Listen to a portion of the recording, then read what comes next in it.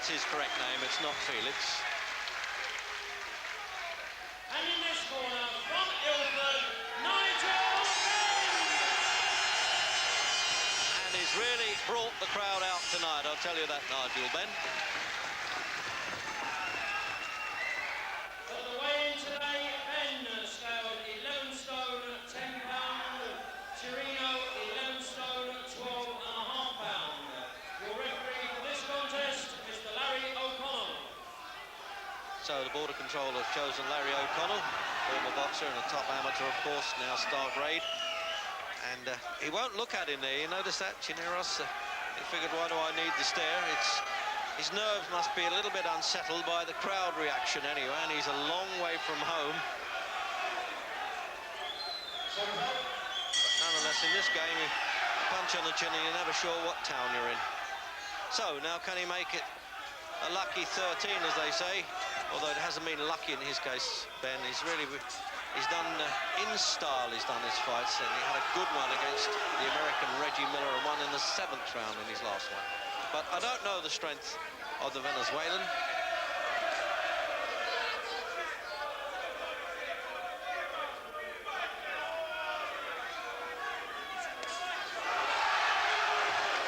He got a little right jab on the head there, and he seemed to take that all right. It was only a taster as far as Ben was concerned. Oh.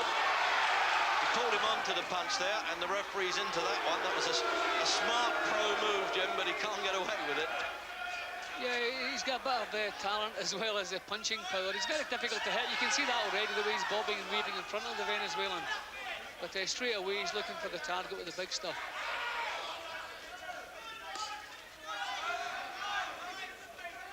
This fella's, Ben, he's really got it together in his mind as well. He thinks like an experienced pro fighter, former ABA champion, remember, so he was certainly no mug in the amateurs, and 5 years with the Royal Fusiliers and won army titles right up to heavyweight, would you believe?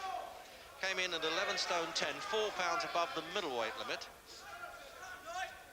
And Cherinos came in at 11-12.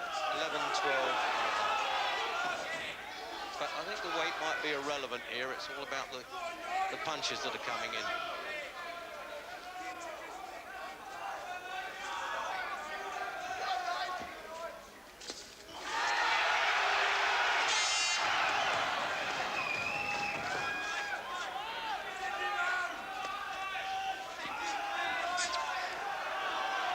Just got a bit wild at the start now. He won't be pleased with that, Ben, when he watches replays of this.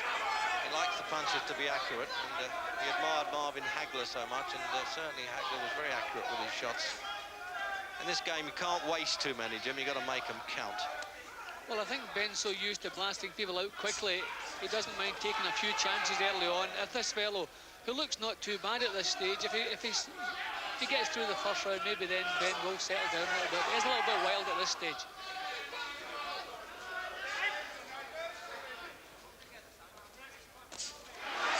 So half a minute to go. Oh, and he's trying to bang him over. And he dropped that right hand there on the chin. And Jim White was saying if he gets through the first round, he'll have done well. And he's game enough, he's got up. So maybe he can be saved for the clock there now. And he's got to get it under control, Ben, but he doesn't need to. He just throws punches there. And the crowd love it too. That's just what he needed, a bit of an orchestra, that sounded like, for Cherinos to get himself back in that corner.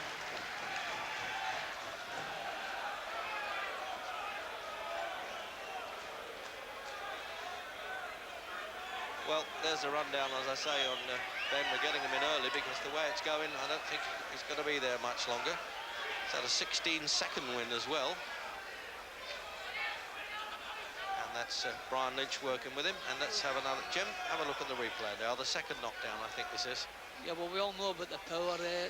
Cherinos is in a little bit of trouble here. The good left hook comes over, wobbled him, down he goes. He didn't seem seriously hurt, but he was certainly shaken.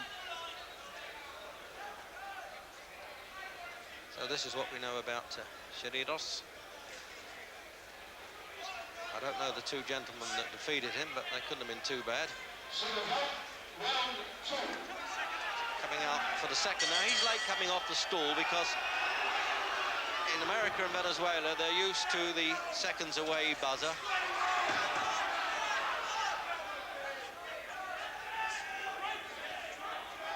Larry O'Connell, he's going to get a firm grip on this now. Oh, led with the right hand, it went whistled past the chin. I think almost the wind of that punch had the Venezuelan over.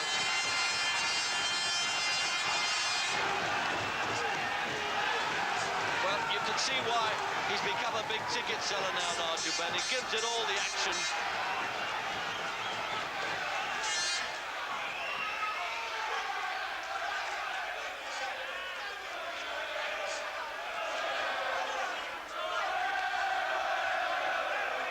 He's willing to take a punch or two coming in. He did that with Reggie Miller, and this is exactly as he did with the American before. He didn't mind taking a whack to give one, and he's not going to make this. He's looking appealingly at his corner, and he's been counted out almost at the start, as it were, in the second round, because he'd hardly worked up a real sweat there, Nigel Benn. And now the trade paper in boxing has him as a number 2 middleweight in the country. He's acknowledging the lads in the gallery here, because he used to come here and watch boxing in the heart of London's East End.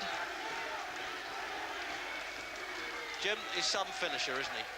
You know, I've always been impressed by his punching, but tonight I was impressed also by his talent, because he showed he can bob and weave, find his way in without getting hit himself. He doesn't get hit too often. He's not just a big puncher who doesn't have any talent to back that up. He's really shaping into a first-class fighter.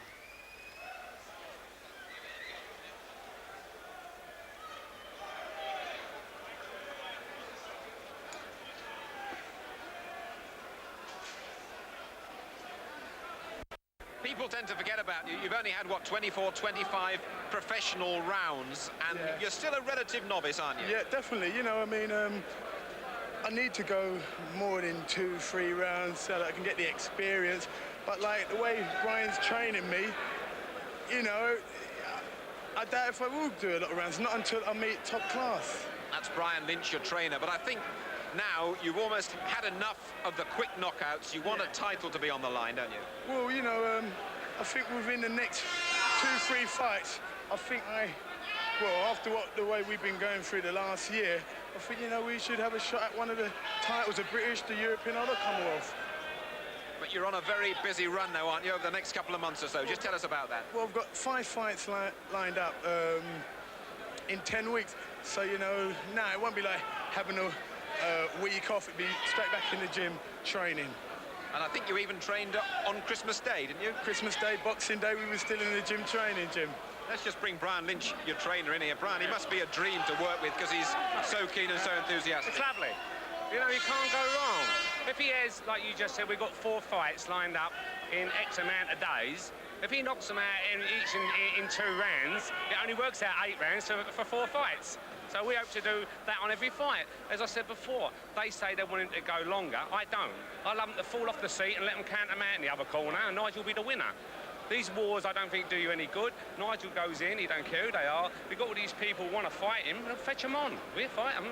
But Nigel, do you feel that they've said, or Frank Warren, your new manager, has said you're on a crash course of learning? Do you really learn the game by the sort of thing you did here tonight? Well, yeah, tonight, yeah, I didn't learn much, but I'm learning. The last fight against Reggie Miller, you know, I was really glad I went 7 rounds, because me and Brian, we went back to the gym and we went through where I went wrong. Like, you know, not jabbing him, you know, getting frustrated and rushing. But now, you know, we're going to take our time now. Right. Just a last word from you, Brian. Without selling him too far, what is he going to achieve this year? I think, yeah, I hope whatever's put in front of him, let's put it this way, I hope we win. So I can't say no more than them. Whatever they give us, we win. It's as simple as that. Fetch them on and we do the business. Right. And they always say, all these people are trying to knock him and saying that he ain't fighting no one. This boy he's knocked out tonight has won more fights than Nigel's had. He's won his last 18 fights, and he can't ask for no more than that. Right. Another explosive, very exciting night. Thanks very much, Nigel. Thank you a lot, Jim. Thanks a lot, Jim. Thanks very much. Barry McGuigan, the man has quite a punch. A bit special, isn't he? Yeah, he's I said a short while ago that I think this fella will go right to the very top, and there's nothing has happened to change my mind about that. He's a very exciting prospect, and I think he'll go all the way. Frank Warren, you have become his manager, building up quite a stable, aren't you? Yeah, he's not doing too bad. Can't complain at the moment.